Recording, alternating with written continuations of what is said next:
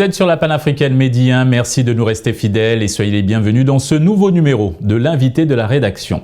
Offrir un accompagnement aux jeunes dans les métiers de l'audiovisuel et du cinéma, tout en les soutenant dans leur développement personnel et professionnel, constitue le socle du projet social de l'école Courtrajmé.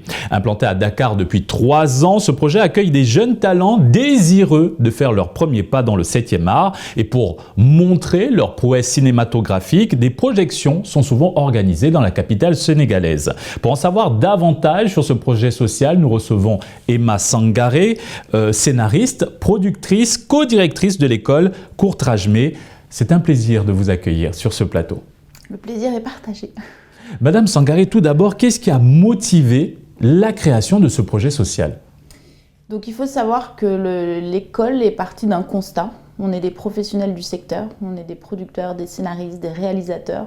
Et après avoir produit tout type de contenu sur le continent, on a été confrontés à la réalité qui était un vrai manque de ressources humaines qualifiées, compétentes, afin de pouvoir faire des productions entièrement sur le continent. Donc le défi, il est parti de ce constat et on s'est dit, et d'un devoir aussi de dire il faut qu'on transmette à la génération après et donc on peut pas faire du cinéma seul, c'est un projet collectif et forcément ça passait par la formation, donc la création d'une école. Toutes ces formations sont totalement gratuites. Quels sont les principaux objectifs en termes d'accompagnement des jeunes dans le domaine cinématographique que vous offrez ?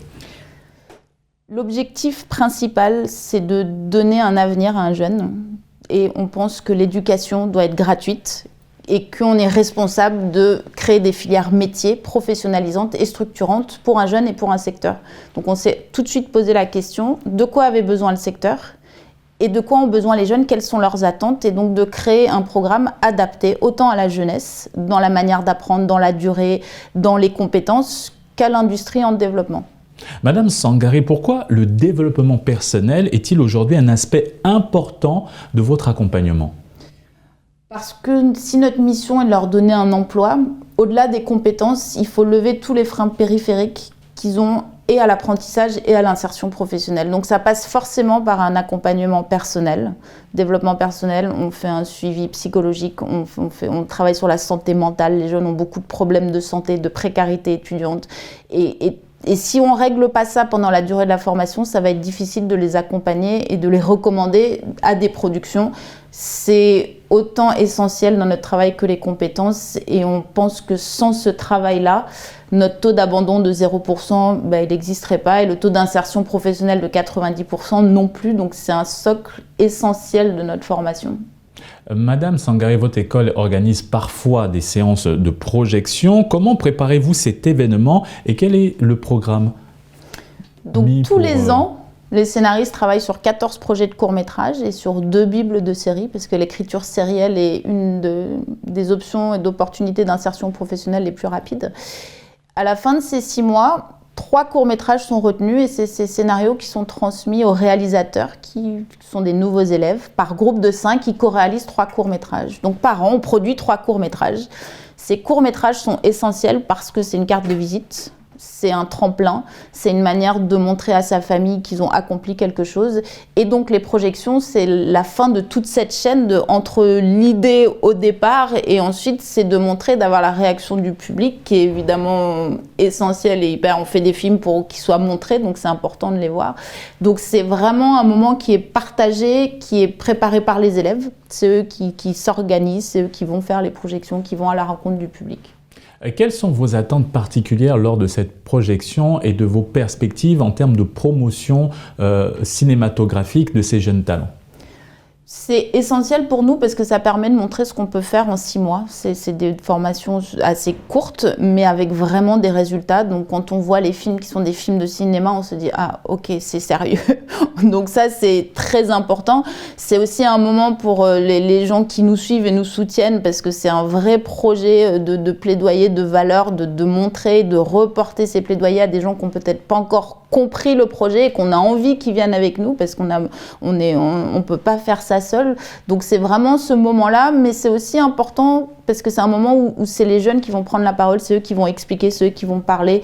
Et ça, c'est une valorisation dans la confiance, le développement personnel qui est très important aussi. Vous parlez de plaidoyer un instant, la place des femmes occupe une place importante. Alors comment les accompagnez-vous à vivre, à vivre cette passion cinématographique et à réellement trouver leur place dans ce domaine très concurrentiel, compétitif et souvent dominé par les hommes?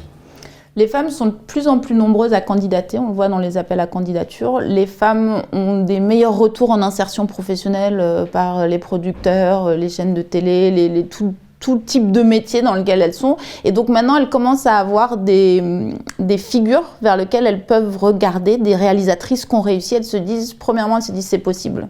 Donc ça, c'est super important d'avoir ces grandes réalisatrices qui ont réussi.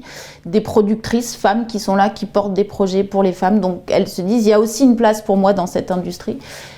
Je pense que c'est aussi une question de confiance. À partir du moment où on les accompagne dans la confiance, elles vont y arriver. Et nous, dans nos sessions, on respecte la parité. Donc, il y a autant d'hommes que de femmes par session. Et donc, on encourage. Et même les métiers techniques ne sont pas que des métiers d'hommes. Il y a beaucoup de place pour les femmes. Et pas que au maquillage, coiffure. Voilà. Il y a des assistants cam femmes, je pense à certaines. Et elles travaillent extrêmement bien. Et comment assurez-vous le suivi de vos anciens élèves après leur formation, particulièrement dans le domaine de l'audiovisuel?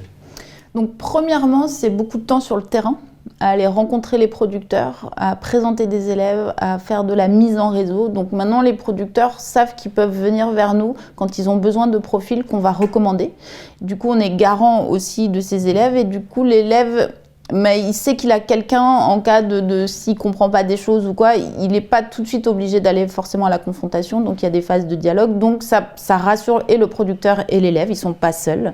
Ensuite, ça passe par avoir du matériel à l'école à disposition s'ils ont des projets à faire, qu'ils soient rémunérés ou pas. On a une salle d'insertion professionnelle accessible tout le temps aux élèves sortants.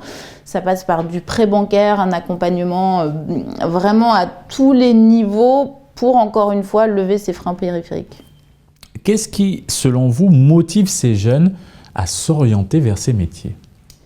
On fait rêver, le cinéma, ça fait rêver, les séries, voilà, on se dit « Ah, mais je rêve de faire des films comme Hollywood ». Donc cette part de magie et de rêve, c'est avant tout des passionnés pour qu'ils prennent énormément de risques et de sacrifices pour faire ces métiers passion parce qu'ils sont très peu compris par les familles, donc ils ne sont pas soutenus.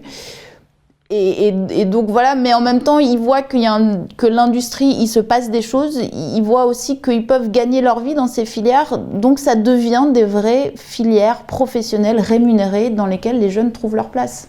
Intéressons-nous au défi. Vous parliez il y a encore quelques instants du défi du financement, vu que toutes les formations sont gratuites, donc il faut aller chercher des financements pour mettre en œuvre toute la panoplie d'activités que offre votre initiative. Et aussi, quels sont les principaux défis que rencontrent vos élèves dans leur parcours de formation? Le financement est un défi parce qu'on est dans une pédagogie très innovante et très nouvelle. Donc là, au bout de 3 ans, on a des résultats, donc on espère qu'on va être compris et qu'on va plus nous financer parce que pour l'instant, c'est vraiment un défi. On développe aussi un modèle économique qui n'existe pas. Donc on a une société de production rattachée à l'école. On essaye de produire du contenu de fiction pour les chaînes de télé dans lesquelles on fait travailler les écoles. Donc on est vraiment dans une recherche aussi de création d'emplois. Nos 3 axes, au-delà de former des élèves, on forme aussi des formateurs, donc on crée des référentiels de compétences, on apporte une expertise en ingénierie pédagogique, plus le volet social, plus le volet insertion professionnelle. Et c'est pas habituel, donc c'est vrai qu'on rentre pas dans les cases même si on s'appelle une école, c'est parce qu'on a un cadre, mais on rentre pas dans les cases des formations habituelles. Donc ça veut dire qu'on est dans la création d'un modèle économique qui permet de maintenir la gratuité. Donc on est aussi dans cette innovation. C'est pour ça qu'on a une société de production rattachée à l'école qui permet de produire du contenu, de créer de l'emploi, qui aide aussi à financer une partie de l'école, en plus de l'expertise pédagogique de bailleurs, mécènes. Voilà. Encore une question avant de clore cet entretien. Quel regard portez-vous sur l'avenir du paysage audiovisuel et cinématographique sur le continent et particulièrement au Sénégal? Un regard très positif parce que je pense que tout est encore à faire, qu'on n'en est qu'au début, que tous les genres de films n'ont pas été explorés encore, toutes les histoires n'ont pas été traitées, qu'il y a encore des centaines de points de vue justement de cette jeunesse qui a envie de raconter des histoires qui leur ressemblent pour leur public. Donc j'ai le sentiment d'être au bon endroit au bon moment et de faire un acte pour le futur voilà, qui va laisser une trace. Merci Madame Sangaré pour cet éclairage. Merci. Et c'est ainsi que s'achève cette émission. Excellente suite des programmes sur Medi 1.